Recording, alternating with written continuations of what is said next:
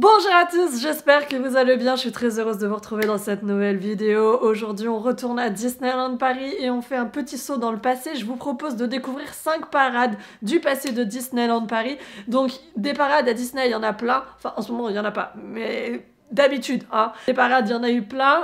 Toutes les années, on a de nouveaux spectacles, on a de nouvelles cavalcades, voilà, ou presque toutes les années. Et je vous propose d'en redécouvrir 5 qui ont eu lieu jusqu'à très récemment pour certaines à Disneyland Paris. On y va tout de suite, c'est parti.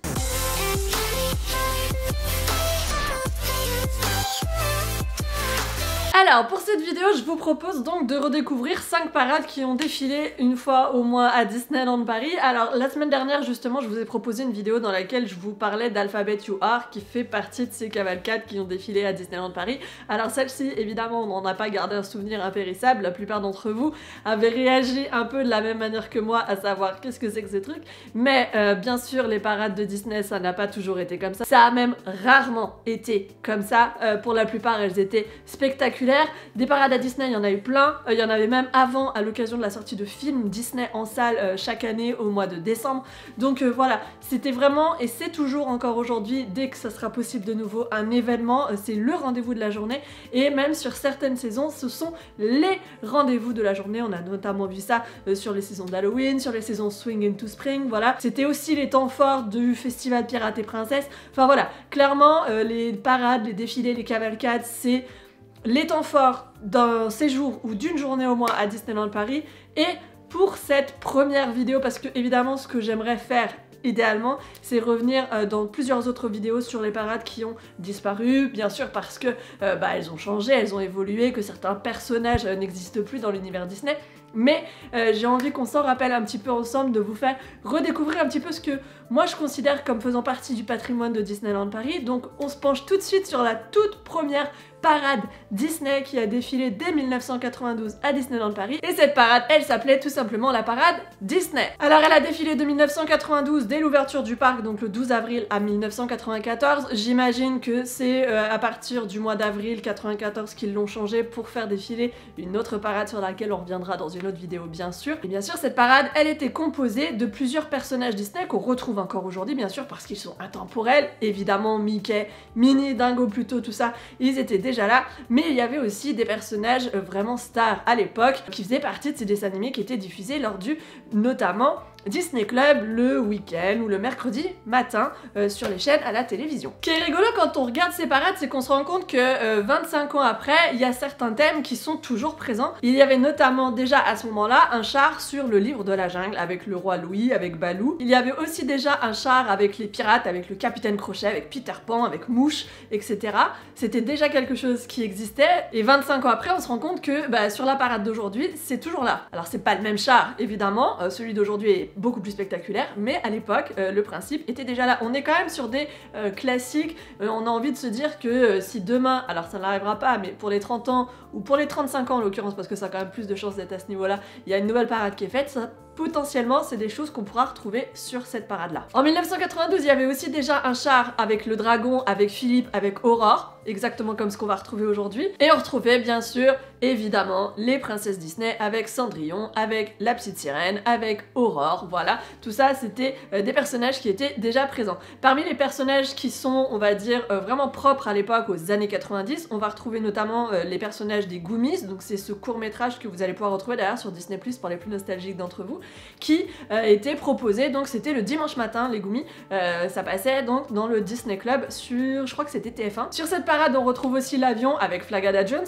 encore une fois un personnage emblématique des années 90 qu'on voit plus trop aujourd'hui, sauf peut-être dans le remake du coup de la bande à Picsou, mais clairement à l'époque c'était le personnage un peu foufou qu'on pouvait retrouver dans la bande à Picsou. Il y avait aussi bien sûr Tic et Tac les Rangers du Risque, qui eux avaient aussi leur dessin animé qui va avoir un remake là dès cet été sur Disney Plus également. Et il y avait aussi Roger Rabbit qui était bien sûr la star du film Qui veut la peau de Roger Rabbit sorti dans les années 90 et qu'on ne voit plus tellement aujourd'hui, mais par contre à ce moment-là il était clairement à son apogée, voilà, c'était le plus gros de son succès, donc évidemment il faisait partie de la parade en 1992. Le char le plus imposant pour moi c'était celui-là, celui avec Dumbo et les pompiers. Encore une fois on est sur quelque chose de très oldies hein, en termes de rendu etc. Voilà, on n'est pas du tout sur les parades qu'on peut voir actuellement dans les parcs Disney, mais il faut se rendre compte qu'on est quand même encore dans les années 90 et que forcément les moyens et les techniques et les technologies surtout n'étaient pas les mêmes à l'époque. Donc cette parade, si je ne m'abuse, elle défilait exactement sur le même chemin que la parade d'aujourd'hui, une fois par jour, là aussi il me semble, sauf erreur de ma part, si jamais c'est le cas bien sûr n'hésitez pas à me corriger en commentaire,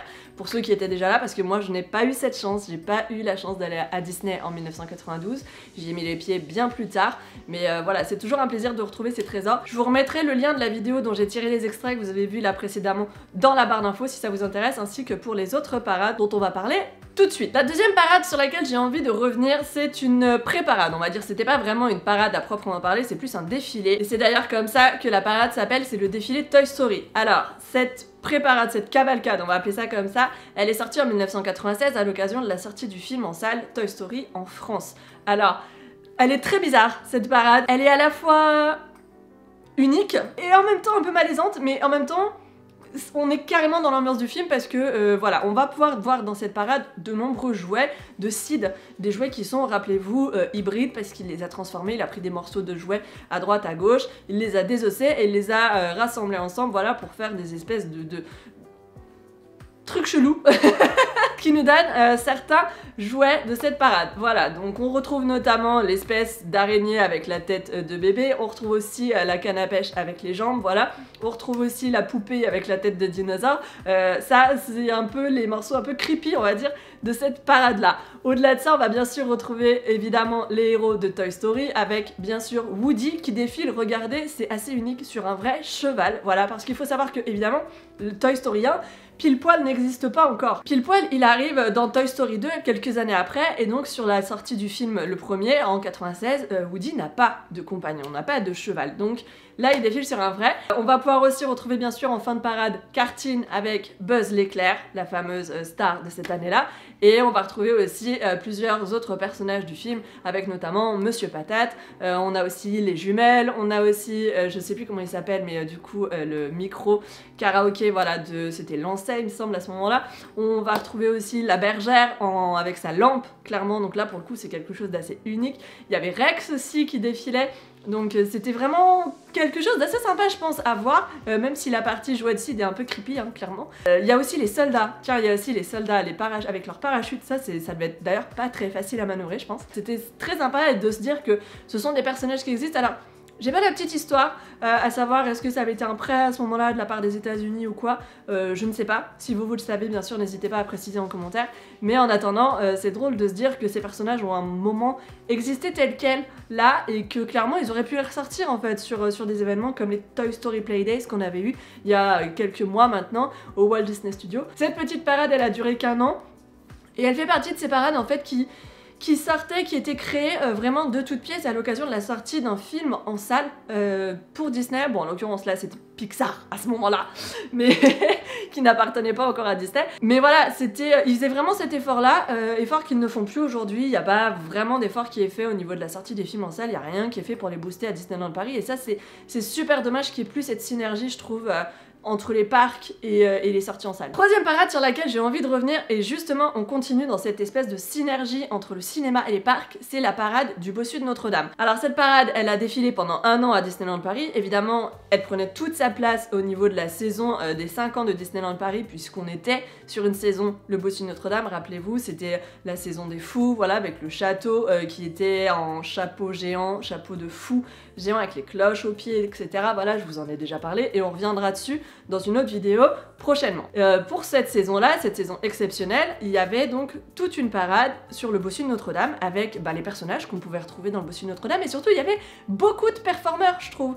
Alors évidemment c'était une parade qui était là pour toute une saison, donc forcément ils avaient mis un petit peu les moyens. Encore une fois, on est sur quelque chose qui met en avant un film au ciné, qui met en avant un film qui va sortir plus tard en vidéo, et ça c'est vraiment cool parce qu'aujourd'hui on fait plus ça, et je trouve que c'est vraiment dommage qu'il n'y ait même pas, je sais pas, des menus ou des choses comme ça qui soient mis en place à l'occasion de sorties de films au ciné. Enfin, vous allez me dire en ce moment, mais en ce moment ça compte pas. On compte pas cette période. C'est une parenthèse dans notre vie. Moi je dis, ça ne compte pas. Bref, tout ça pour vous dire qu'il y avait quand même une bonne cinquantaine de performeurs à ce moment-là. Il y avait beaucoup de danseurs qui étaient habillés en bohémien, qui étaient habillés un peu comme les fous de la fête des fous. Il y avait vraiment tout. Ça n'avait ni queue ni tête, exactement comme le charivari en fait qu'on peut voir au pied de Notre-Dame.